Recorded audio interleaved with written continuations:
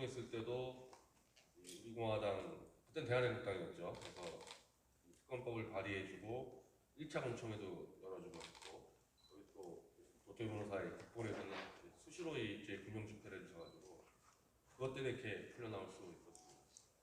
이렇게 또 태블릿 행사하다 보면은 항상 이게 우리 공화당의 옛날 옛 동지들, 옛 친구들도 만나서 반갑고요. 감사의 말씀드리고요. 혹시 또 여기 좀 JTBC 들어와 있습니까?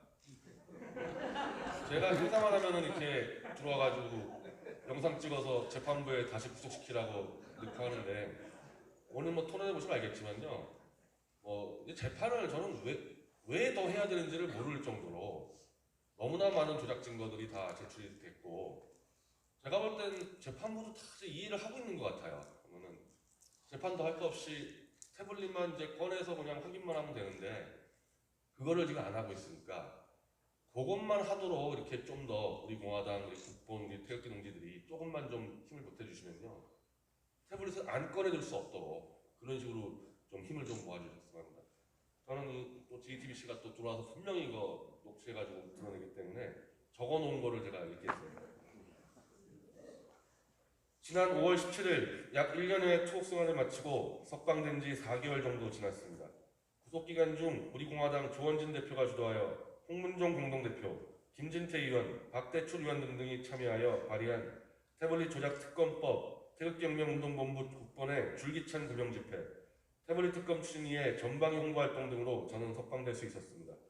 또한 제가 구속된 기간 최명성 변호사는 탄핵 인사이드 아웃이라는 책에서 태블릿 조작 의혹을 제기했고, 석방된 이후에도 우종찬 기자, 이경재 변호사, 정중길 변호사도 사기 탄핵 관련 자신들의 책에 모두 태블릿 사건을 비중 있게 소개하였습니다.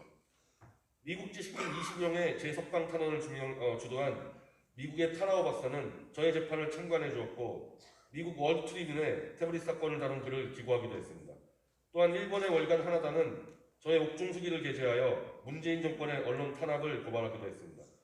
차기현 변호사, 정장현 변호사, 이동환 변호사 등등 저희 변호인단은 재판부에 JTBC는 물론 검찰의 태블릿 조작 증거, 최순실이 아닌 박근혜 대선 캠프의 공용 태블릿이라는 증거를 수시로 제출하고 있습니다. 이것은 과학적 증거로서 재판부에서 태블릿을 증거로 채택하여 미국이나 일본의 중립적 분석기관에 의뢰만 해주면 한 달 안에도 태블릿 조작 여부, 실사용자 여부는 손쉽게 밝혀낼 수 있습니다. 그러나 보석 석방 이후에도 저를 재구속하라고 재판부에 청원하고 있는 검찰과 JTBC는 이런 손쉬운 방법을 결사적으로 반대하고 있습니다.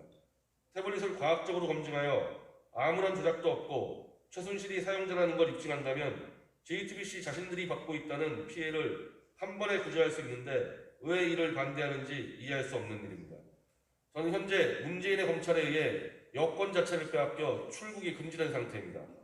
또한 문재인의 검찰은 저를 다시 구속시키겠다며 저의 모든 시민사회 활동을 불법 사찰하고 있습니다.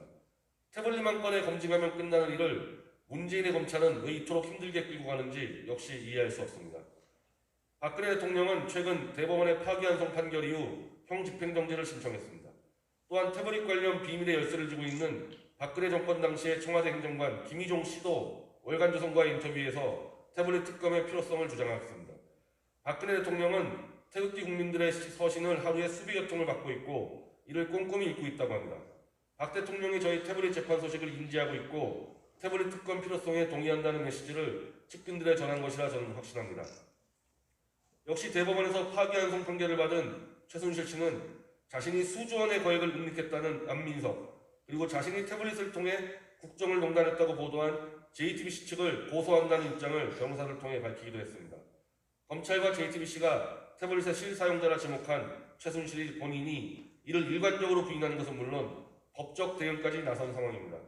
이제 검찰과 JTBC는 더 이상 태블릿 검증을 회피하지 말고 신속하게 정정당당히 결론을 내리는데 동참해 주어야 합니다.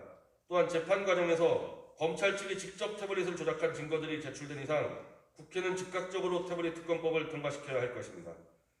태블릿 특검법을 발의해주고 1차에 이어 2차 공청회를 열어준 우리 공화당 지도부와 당원, 또한 기꺼이 태블릿 진실을 위해 힘을 모아준 태극기혁명운동본부 국본회원 모두에게 깊은 감사의 말씀을 드립니다.